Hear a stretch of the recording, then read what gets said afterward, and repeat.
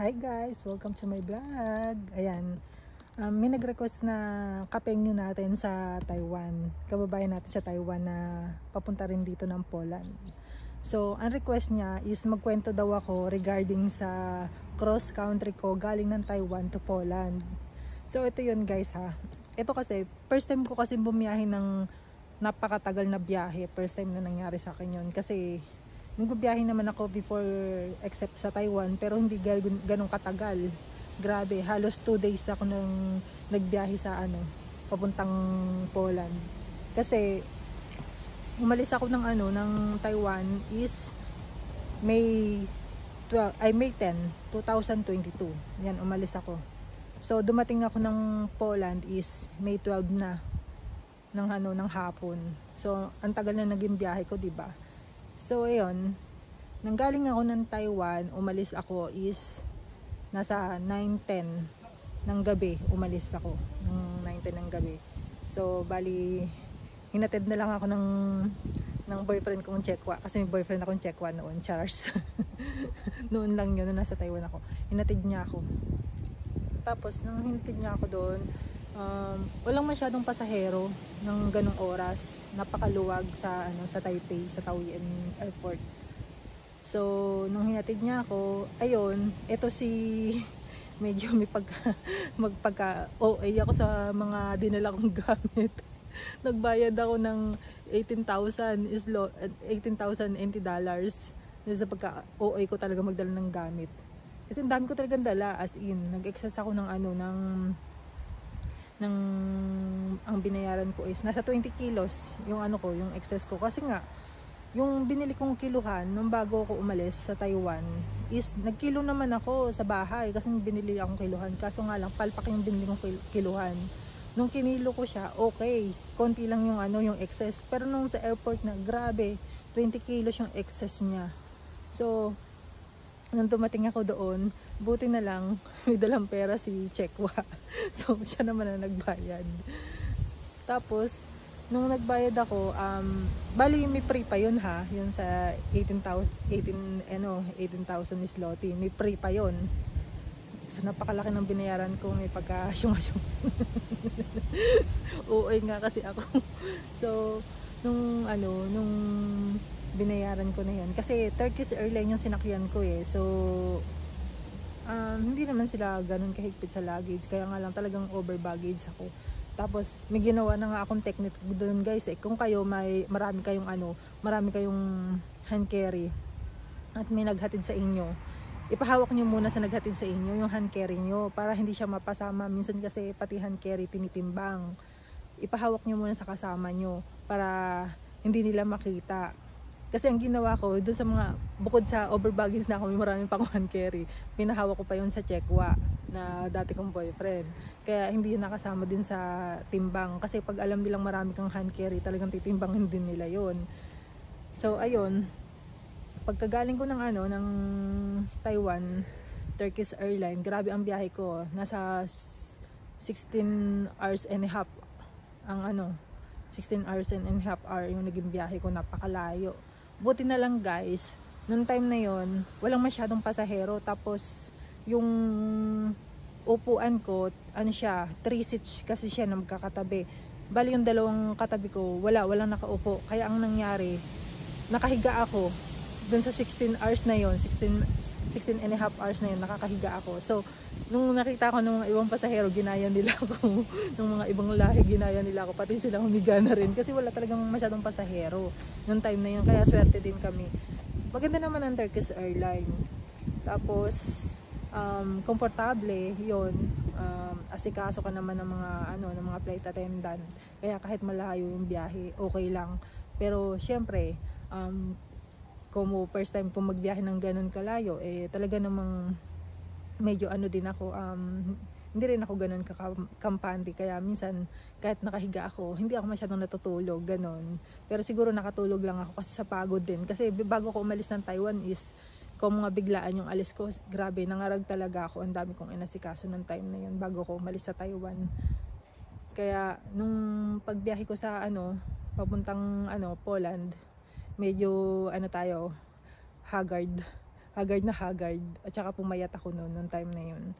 Tapos nung yun na nga, nanggaling ng Taipei papuntang Istanbul kasi ang stopover ko. Kapag Istanbul, pagbaba mo ng Istanbul after ng 16 and a half hours ang biyahe mo, grabe guys, ang layover ko doon napakatagal. Ang layover ko nasa 10 hours.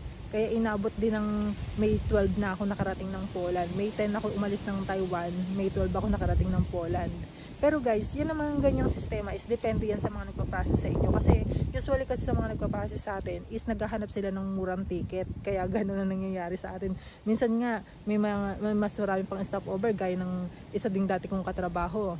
Ang stopover niya, galing siya ng Taiwan, nag-stopover siya ng Korea, tapos after ng Korea, stopover siya ng Amsterdam, after ng Amsterdam, tsaka lang siya pupunta dito sa Poland. Ganun yung sistema. Iba-iba, meron pang pumunta pa ng Bangkok, meron pang stopover ng China. Iba-iba guys. Kaya, depende yan talaga sa nagpapaprocess sa atin. So, kasi nga, hinaharap talaga nila yung kung saan makakamura. Syempre, doon sila kikita eh. Kaya ganun ang ginagawa nilang sistema. So, kapag kayo nag-stopover kayo ng ganung katagal yung layover nyo guys, ito lang ang advice ko sa inyo. Wag na wag kayong magdadala ng maraming hand carry. Wag nyo akong gagayahin na talagang si OA talaga ako. Napakarami ko. Ipapakita ko sa inyo yung itsura ko dito ng mga ng mga picture ko, ano yung mga dala ko. Wag na wag kayong magdadala ng ganung karami. Alam nyo, sa totoo lang, yung mga kasakay ko sa aeroplano, tinutulungan na nila ako, although nakakatakot magpatulong kasi nga syempre hindi mo alam, baka may biglang ilagay sa sa mga bagahe mo, sa hand carry mo, ganun. Kasi yung mo naman, yung check and baggage mo, pipick upin mo yan, kunwari chinek in mo sa Taiwan, pipick upin mo naman na yan sa Poland. Ang talagang problema mo na lang is yung mga hand carry, yun na lang problemahin mo. So nung time na nanggaling ako ng Istanbul, edi yan, syempre layover ko ng 10 hours. Grabe yung mga doon, yung mga naghihintay talaga doon ng connecting flight, yung mga Nigerian, talagang natutulog na sila doon sa lounge area. As in talagang kinuha nila yung kumot ng Turkish airline, which is okay lang naman. Nakunin niyo yung kumot. Kunin niyo yung kumot, pwede naman yun, pati yung unan, binayaran niyo yun eh. Pwede naman yun guys, pero ako kasi hindi ko na kinuha yun kasi napakarami ko ng gamit, kaya hindi ko na nagawa yun. So nung nag-stop over ako dun sa Istanbul, sa layover ko ng 10 hours, alam nyo ba guys, gugutumin kayo doon, kaya hanggat maaari magdala kayo ng mga tinapay o kaya biscuit na galing ng Taiwan. Pwede naman yung ganun kasi ang ginawa ko, pero yung mga drinks doon yung nabilin kung saan kayo mag-i-stop over, ganun ang gawin nyo. So, nung nasa Istanbul ako, hindi na sana ako magpapapalit ng pera kasi nga, 'di ba, euro naman ang dala natin pag galing Taiwan papunta Poland, minsan US dollar, depende sa inyo. Nakaramdam ako ng uhaw at saka nakakita ko ng Starbucks doon. So, may pinaka food court sila kasi doon sa Istanbul. Ganun din naman sa guys sa Dubai. Maganda rin naman ang ng Dubai kasi yung best friend ko doon siya nag-stop over. Kaya nga lang guys, talaga, huwag kayong magdadala ng maraming gamit kasi mahaba-habang lakaran ang mga gate sa airport ng Istanbul at saka Dubai. Kaya iwasan natin magdala ng marami kasi ang hirap, grabe ang hirap ko noon. Hindi ko na nga alam paano ko nakaraos eh. Kasi bukod sa maliit na luggage, may backpack, tapos may long bag pa ako, tapos may isa pa akong maliit na bag. Kasi OA nga talaga ako talaga. Tapos nung may nakilala nga ako na sa Istanbul, na katabi ko sa upuan, dalawa sila, reporter daw sila, nagpakilalang reporter. Syempre, hindi naman ako tiwala. Siguro nakikita na nila akong naghihirapan sa mga bit-bit ko. Tinulungan na nila ako, pero sa totoo lang guys, nag-worry ako baka mamaya kung ano ilagay sa gamit ko, nakakatakot yun. Kaya iwasan natin yun guys. Pero okay naman, nung nakalapag naman ako kami ng Warsaw, talagang tinitignan ko maigi yung gamit ko, baka mamaya may ilagay sila, diba?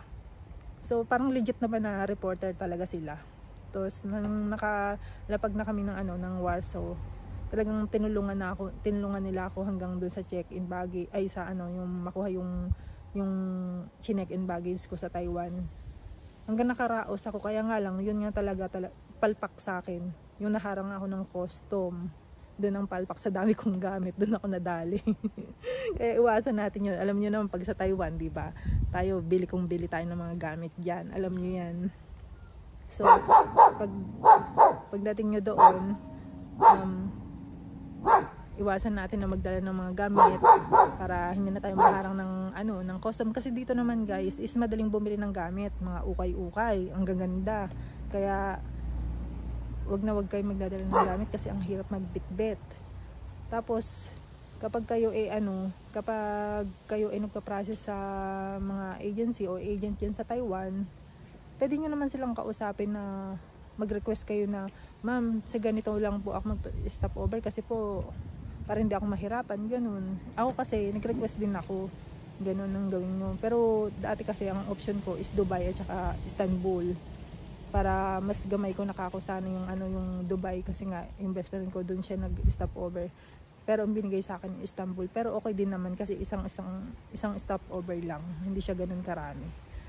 So ayun guys, kung may tanong pa kayo, mag-message lang kayo. So marami sa inyo na nagtatanong kung paano ako nakarating dito. Kahit nga ako wala talaga sa plano itong pagpunta ko dito, pero binigay ni Lord. So ayun guys, kayo patience lang, magtiyaga lang kayo, makakarating din kayo dito mga kapengyo. So ayun guys, thank you, God bless us all po, thank you for watching.